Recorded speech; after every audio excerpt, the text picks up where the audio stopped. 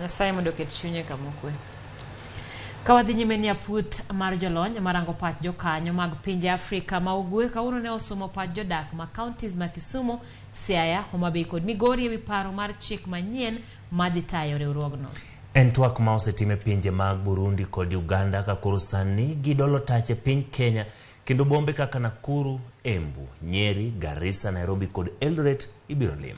Bang' manyo pach jopiny, parogo mar ndiko katiba manyien no ibiro pedhe nyim jotend pinje mag East African Community eka bang'e to ibiro kawo okang' machielo.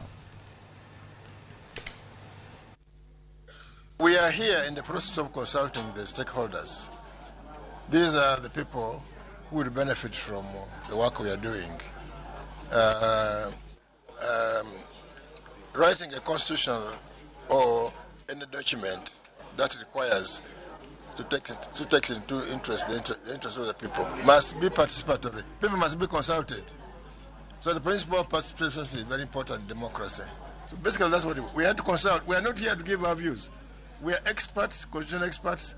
We have our own views, but those views are not the most important thing.